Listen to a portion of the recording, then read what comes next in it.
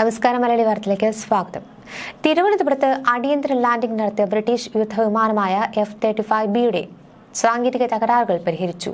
ആഴ്ചകൾക്കൊടുവിൽ തിരുവനന്തപുരത്തെ അന്താരാഷ്ട്ര വിമാനത്താവളത്തിൽ കുടുങ്ങിയ ഈ വിമാനത്തിന് ഇനി മടങ്ങാം. നിലവിൽ വിമാനത്തിന്റെ എല്ലാ സാങ്കേതിക പരിശോധനകളും പൂർത്തിയായി. ലാൻഡിംഗ്, ടേക്ക് ഓഫ് എന്നിവയിൽ പരീക്ഷണങ്ങൾ നടക്കുന്നതോടെ യാത്ര തിരിച്ചതിന് അന്തിമ അനുമതിയും തീയതിയും ഉടൻ പ്രഖ്യാപിക്കും. വിമാനത്തിന്റെ സാങ്കേതികത ചോരാതിരിക്കുവാൻ കർശന സുരക്ഷയും രഹസ്യത്വവും പാലിച്ചാണ് അറ്റകുറ്റപ്പണികൾ നടന്നത്. ഇന്ത്യൻ ഉപകരണങ്ങളൊന്നും ഉപയോഗിക്കാതെ ബ്രിട്ടീഷ് അമേരിക്കൻ സംഘം കൊണ്ടുവന്ന പ്രത്യേക ഉപകരണങ്ങൾ മാത്രമായി പ്രവർത്തനം നടപ്പിലാക്കുകയായിരുന്നു. ബ്രിട്ടീഷ് റോയൽ നേവിയുടെ അനുമതി കിട്ടിയാൽ ഉടൻ തിരിച്ചു പറക്കുന്ന തീയതിയിൽ അന്തിമ തീരുമാനം വരും. ഒരാഴ്ച മുമ്പാണ് ബ്രിട്ടനിൽ നിന്നുള്ള വിദഗ്ധ സംഘം വിമാനത്തിന്റെ തകരാർ പരിഹരിക്കുന്നതിനായി തിരുവനന്തപുരത്ത് എത്തിയത്. ബ്രിട്ടീഷ് വ്യോമസേനയുടെ എയർബസ് A400M വിമാനത്തിലായിരുന്നു സംഘമെത്തിയത്. പ്രത്യേക പരിശീലനം നേടിയ എഞ്ചിനീയർമാർ അടക്കമാണ് സംഘത്തിലുണ്ടായിരുന്നത്. അമേരിക്കൻ വിദഗ്ധരും സംഘത്തിലുണ്ടായിരുന്നു. ഈ മാസം 20-ന് ശേഷം തിരികെ പറന്നു തന്നെ യുദ്ധവിമാനം മടങ്ങും. തകരാർ പരിഹരിച്ച കാര്യം ഇന്ത്യയിലെ ബ്രിട്ടീഷ് ഹൈക്കമ്മീഷനെ സംഘം അറിയിച്ചതായാണ് വിവരം. തകരാർ പരിഹരിച്ച ശേഷം ലാൻഡിംഗ്, ടേക്ക് ഓഫ് എന്നിവയിൽ പരീക്ഷണം നടത്തി വിമാനം പറക്കലിന് പൂർണ്ണ സജ്ജമാക്കുമെന്ന് സംഘം നേരത്തെ തന്നെ പറഞ്ഞിരുന്നു. ഹൈഡ്രോളിക് സംവിധാനത്തിലെ തകരാർ പരിഹരിക്കുവാനുള്ള ഉപകരണങ്ങളുമായാണ് 14-അംഗ സംഘം തിരുവനന്തപുരത്തേക്ക് എത്തിയത്. ബ്രിട്ടീഷ് നാവികസേനയുടെ യുദ്ധവിമാനമായ F-35 തിരുവനന്തപുരം വിമാനത്താവളത്തിലെത്തിയിട്ട് ഒരു മാസം കഴിഞ്ഞു. 22 ദിവസം വിമാനത്താവളത്തിന്റെ 4-ാം നമ്പർ ബേയിൽ CISFന്റെ സുരക്ഷാ വലയത്തിലായിരുന്നു വിമാനം. പിന്നീട് വിമാന അറ്റകുറ്റപ്പണി നടത്തുന്ന എയർ ഇന്ത്യയുടെ ഹാങ്ങർ യൂണിറ്റിലേക്ക് മാറ്റുകയായിരുന്നു. വിമാനം തകരാർ പരിഹരിച്ച് പറത്തിക്കൊണ്ടുപോകാനായിരുന്നു ബ്രിട്ടന്റെ തീരുമാനം. വിമാനത്തിന്റെ ഹൈഡ്രോളിക് സംവിധാനത്തിനും പുറത്തുനിന്ന് ചാർജ് നൽകുന്ന ഓക്സിലറി പവർ യൂണിറ്റിനും തകരാറുകൾ ഉണ്ടെന്ന് കണ്ടെത്തി.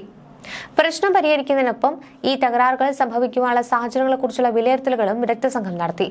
അറ്റകുറ്റപ്പണിക്കുള്ള മുഴുവൻ ഉപകരണങ്ങളുമായാണ് ബ്രിട്ടീഷ് അമേരിക്കൻ സംഘം എത്തിയത്. ഇന്ത്യൻ ഉപകരണങ്ങളൊന്നും തന്നെ ഉപയോഗിച്ചിട്ടില്ല. എല്ലാം വീഡിയോയിൽ ചിത്രീകരിക്കുകയും ചെയ്തു. ലക്ഷ്യമിട്ട സമയത്തിനുള്ളിൽ തകരാർ പരിഹരിച്ചുവെന്നാണ് ബ്രിട്ടീഷ് സംഘത്തിന്റെ വിലയിരുത്തൽ. യുദ്ധവിമാനത്തിന്റെ സാങ്കേതികത ചോരാതിരിക്കുവാനുള്ള എല്ലാ മുൻകരുതലും ബ്രിട്ടീഷ് സംഘം എടുത്തിരുന്നു. അറ്റകുറ്റപ്പണി തത്സമയം ബ്രിട്ടനിലും അമേരിക്കയിലും ഇരുന്ന് സുരക്ഷാ ഉദ്യോഗസ്ഥർ നിരീക്ഷിച്ചെന്നും സൂചനകളുണ്ട്. ശത്രുവിന്റെ റഡാർ കണ്ണുകളെ വെട്ടിക്കുവാൻ കഴിവുള്ള സ്റ്റെൽത്ത് സാങ്കേതിക വിദ്യയാണ് F-35 വിമാനം. ഈ വിമാനങ്ങൾ ഇതുവരെ 20-ലധികം തവണ അപകടത്തിൽപ്പെട്ടിട്ടുണ്ട്. US-ന്റെ വിമാനങ്ങളാണ് കൂടുതലും അപകടത്തിൽപ്പെട്ടത്. ഇസ്രയേൽ, ബ്രിട്ടൻ, ജപ്പാൻ, തെക്കൻ കൊറിയ തുടങ്ങിയ രാജ്യങ്ങൾ ഈ വിമാനം ഉപയോഗിക്കുന്നുണ്ട്. അമേരിക്കൻ കമ്പനിയായ ലോക്ഹീഡ് മാർട്ടിനാണ് നിർമ്മാതാക്കൾ. US സർക്കാരിന്റെ ഏറ്റവും വലിയ പ്രതിരോധ വിതരണക്കാരൻ കൂടിയാണിത്. കേരളത്തിൽ ഇറങ്ങിയ F-35B ഫൈറ്റർ വിമാനത്തിന് മാത്രമല്ല ഇത്തരം സാങ്കേതിക പ്രശ്നങ്ങൾ നേരിടുന്നെന്ന് ഇപ്പോൾ ഒരു റിപ്പോർട്ട് വെളിപ്പെടുത്തുന്നുണ്ട്. F-35 ജെറ്റിന്റെ സോഫ്റ്റ്വെയർ, ഹാർഡ്വെയർ പ്രശ്നങ്ങൾ കാരണം അമേരിക്കയിലെ ഡൊണാൾഡ് ട്രംപ് ഭരണകൂടവും വലിയ ബുദ്ധിമുട്ടുകൾ നേരിടുന്നുണ്ട്. ബ്ലൂംബെർഗ് ന്യൂസിന്റെ റിപ്പോർട്ട് അനുസരിച്ച് ലോക്ഹീഡ് മാർട്ടിൻ ഈ വർഷം മെയ് 1 വരെ 72 F-35 യുദ്ധവിമാനങ്ങൾ US സർക്കാരിന് കൈമാറി.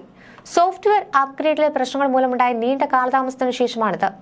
ഈ അപ്ഗ്രേഡ് ടെക്നോളജി റിഫ്രഷ് 3 എന്നറിയപ്പെടുന്നു. F-35 വിമാനത്തിന്റെ സോഫ്റ്റ്വെയറും ഹാർഡ്വെയറും മെച്ചപ്പെടുത്തുക എന്നതാണ് ഇതിന്റെ ഉദ്ദേശം. ഇതിൽ യുദ്ധവിമാനത്തിന്റെ മികച്ച ഡിസ്പ്ലേയും പ്രോസസിംഗ് പവറും ഉൾപ്പെടുന്നു. ലോക്ഹീഡ് മാർട്ടിന് ഈ വിമാനങ്ങൾ കൃത്യസമയത്ത് US സർക്കാരിന് കൈമാറാൻ കഴിയുന്നില്ല. അതിനാൽ കഴിഞ്ഞ വർഷം മുതൽ പെന്റഗൺ ഓരോ ജെറ്റിനും $5 മില്യൺ നൽകുന്നത് നിർത്തിവച്ചിരുന്നു. എന്നിരുന്നാലും പ്രതിരോധ കരാറുകാരൻ നവീകരണത്തിൽ ചില പുരോഗതി കാണിച്ചതിനാൽ ജനുവരിയിൽ ഈ തുക ഒരു വിമാനത്തിന് $1.2 മില്യൺ കുറച്ചു. എന്നിരുന്നാലും പുതിയ വിമാനങ്ങൾക്കുള്ള ഫണ്ട് ഇപ്പോഴും നിർത്തിവെക്കുമെന്നും അടുത്ത വർഷത്തോടെ അത് ക്രമേണ പുറത്തിറക്കുമെന്നും റിപ്പോർട്ടിൽ പറയുന്നു. അഭിപ്രായത്തിനായുള്ള അഭ്യർത്ഥനയുടെ പെന്റഗണിന്റെ പ്രോഗ്രാം ഓഫീസ് ഉടൻ പ്രതികരിച്ചിട്ടില്ലെന്നാണ് റോയിട്ടേഴ്സ് റിപ്പോർട്ട് ചെയ്യുന്നത്.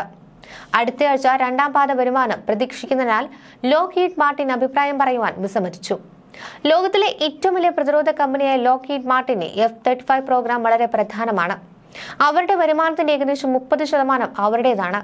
സോഫ്റ്റ്വെയറും ഹാർഡ്വെയറും അപ്ഗ്രേഡ് ചെയ്യുന്നതിലെ കാലതാമസം കാരണം ട്രംപ് ഭരണകൂടത്തിൽ നിന്ന് F-35 വിമാനങ്ങൾക്കുള്ള ആവശ്യം കുറഞ്ഞതിനാൽ 2026 സാമ്പത്തിക വർഷത്തിൽ ലോകത്തിലെ ഏറ്റവും വലിയ പ്രതിരോധ കരാറുകാരന് നഷ്ടം സംഭവിക്കാൻ സാധ്യതയുണ്ട്. UK-യിലേക്ക് തിരികെ പറക്കുന്നതിന് മുൻപ് വിമാനത്തിന് ഇന്ത്യയുടെ വിദേശകാര്യ മന്ത്രാലയത്തിന്റെയും പ്രതിരോധ മന്ത്രാലയത്തിന്റെയും അനുമതികൾ ആവശ്യമാണ്. അറ്റകുറ്റപ്പണികളെ സമയക്രമത്തെക്കുറിച്ചോ ജെറ്റിന്റെ കൃത്യമായ പുറപ്പെടൽ തീയതിയെക്കുറിച്ചോ UK അധികൃതർ ഔദ്യോഗിക അപ്ഡേറ്റുകളൊന്നും നൽകിയിട്ടില്ലെങ്കിലും ജൂലൈ 4-ാം വാരത്തിൽ UK-യിലെ ബേസ് സ്റ്റേഷനിലേക്ക് അത് തിരിച്ചെത്തുമെന്ന് ഉദ്യോഗസ്ഥർ പ്രതീക്ഷിക്കുന്നു. നിയന്ത്രിത വിമാനത്താവള മേഖലകളിലേക്ക് പ്രവേശിക്കുന്നതിന് സുരക്ഷാ അനുമതി നൽകുന്ന 1 മാസത്തെ എയറോഡ്രോം എൻട്രി പെർമിറ്റും UK സംഘം അപേക്ഷിച്ചിരുന്നു. അറ്റകുറ്റപ്പണികളുടെ ഭാഗമായി എഞ്ചിനീയർമാർ ജെറ്റ് ഹാങ്ങറിലേക്ക് കൊണ്ടുപോവുകയായിരുന്നു. അവിടെ ഇന്ത്യൻ ജീവനക്കാർക്ക് പ്രവേശനം കർശനമായി നിയന്ത്രിച്ചിരുന്നു. അറ്റകുറ്റപ്പണികൾ പൂർത്തിയായതോടെ എയർസൈഡിലേക്ക് വിമാനം മാറ്റുകയും പുറപ്പെടലിന് ഒരുക്കങ്ങൾ ആരംഭിക്കുകയും ചെയ്യും. ഇതോടെ ലോകശ്രദ്ധ പിടിച്ചുപറ്റിയ ഈ വാർത്തയ്ക്കൊടുവിൽ വിരാമമാകും. ഇതിനിടെ ഡൽഹിയിൽ നിന്ന് ഗോവയിലേക്ക് പുറപ്പെട്ട ഇൻഡിഗോയുടെ 6E6721 വിമാനത്തെ ബുധനാഴ്ച രാത്രി അടിയന്തരമായി മുംബൈയിൽ ഇറക്കേണ്ടി വന്നു. എയർബസ് A320 നിയോ മോഡലുള്ള വിമാനത്തിലായിരുന്നു 191 യാത്രക്കാർ ഉൾപ്പെടെയുള്ള ആളുകൾ ഉണ്ടായിരുന്നത്. അടിയന്തര സാഹചര്യത്തെ തുടർന്നാണ് ഈ നീക്കം. നിലത്തിറക്കുന്നതിന് മുമ്പ് വിമാനത്തിൽ നിന്ന് പൈലറ്റ് പാൻ എന്ന അടിയന്തര സന്ദേശം കൈമാറിയതായി ഹിന്ദുസ്ഥാൻ ടൈംസ് ഉന്നത വൃത്തങ്ങളെ ഉദ്ധരിച്ച് റിപ്പോർട്ട് ചെയ്യുന്നുണ്ട്. പാൻ എന്നത് ഗുരുതരമായ എന്നാൽ അത്യന്തം ജീവന് ഭീഷണി ഉള്ളത് അല്ലാത്ത സാങ്കേതിക പ്രശ്നങ്ങളുണ്ടെന്ന് സൂചിപ്പിക്കുന്ന അന്താരാഷ്ട്രമായി അംഗീകരിക്കുന്ന ഒരു സിഗ്നലാണ്. സംഭവത്തിന്റെ കൂടുതൽ വിവരങ്ങൾ ഇനിയും പുറത്തു വരാനുണ്ട്. ഡൽഹിയിൽ നിന്ന് ഗോവയിലേക്ക് പോയ ഇൻഡിഗോയുടെ 6E6721 വിമാനം പറക്കുന്നതിനിടയിൽ പൈലറ്റിൽ നിന്നും അപ്രതീക്ഷിതമായാണ് പാൻ എന്ന സന്ദേശം ലഭിച്ചത്. എന്താണ് ഈ പാൻ എന്ന ഒരു സന്ദേശം? ജീവൻ നേരിട്ട് ഭീഷണിയില്ലെങ്കിലും അടിയന്തരമായി ശ്രദ്ധിക്കേണ്ട പ്രശ്നം ഉണ്ടായി എന്നതിന്റെ അവബോധമാണിത്.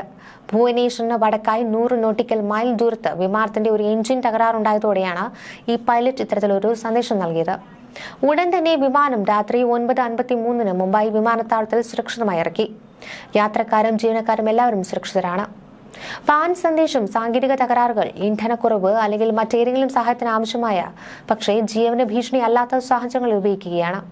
അതേസമയം മെയ്ഡേ സന്ദേശം ഉപയോഗിക്കുന്നത് തീപിടുത്തം, നിയന്ത്രണം നഷ്ടം തുടങ്ങിയ സാഹചര്യങ്ങളിൽ ഉപയോഗിക്കുന്നതാണ്.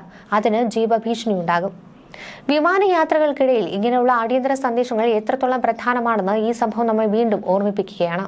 വിമാനത്തിൽ ഉണ്ടായിരുന്നവരെല്ലാവരും സുരക്ഷിതമായി തിരിച്ചെത്തിയ ഈ വാർത്ത അഹമ്മദാബാദ് അപകടത്തിന്റെ പശ്ചാത്തലത്തിൽ ആശ്വാസത്തോടെയാണ് പലരും സ്വീകരിച്ചത്. ജീവൻ അപകടത്തിലാണെന്ന് സൂചിപ്പിക്കുന്ന മേഡേ കോൾ പലർക്കും സുപരിചിതമാണ്. എന്നാൽ പാൻ കോൾ സന്ദേശം ആദ്യമായിട്ടായിരുന്നു പലരും കേട്ടത്. വൈമാനികരും നാവികരും ഉപയോഗിക്കുന്ന രാജ്യാന്തര റേഡിയോ അടിയന്തര സിഗ്നലാണ് പാൻ ജാഗ്രതാ നിർദ്ദേശം. വിമാനത്തിനോ ജീവനോ ഉടനടി ഭീഷണി ഇല്ലാത്ത എന്നാൽ പെട്ടെന്ന് ശ്രദ്ധ ആവശ്യമുള്ള ഗുരുതരമായ പ്രശ്നങ്ങൾ നേരിടുമ്പോഴാണ് പൈലറ്റുമാർ ഈ സിഗ്നൽ ഉപയോഗിക്കാറുള്ളത്. എഞ്ചിൻ ഭാഗികമായി തകരാറിലാണ്, വിമാനത്തിൽ മെഡിക്കൽ എമർജൻസി ഉണ്ട്, ഇന്ധനം കുറവാണ്, ഗുരുതരമല്ലാത്ത മെക്കാനിക്കൽ തകരാറുകൾ കാണുന്നു, അല്ലെങ്കിൽ തീപിടുത്തം ഉണ്ടായിട്ടുണ്ട് തുടങ്ങിയ വിമാനത്തിൽ അടിയന്തരമായി നിലത്തിറങ്ങേണ്ട സാഹചര്യമുണ്ട് എന്ന് സൂചിപ്പിക്കുന്നതാണ് ഈ പൈലറ്റ് നടത്തുന്ന പാൻ കോൾ. മേഡേ കോളിനേക്കാൾ ഒരുപടി താഴെയാണ് പാൻ കോൾ. ഗുരുതരമായിട്ടുള്ളതല്ലെങ്കിലും വിമാനം ഭീഷണി നേരിടുന്നുണ്ട് എന്ന ഒരു സൂചനയാണ് ഇത്. ന്യൂസ് ഡെസ്ക് മലയാളി വാർത്ത.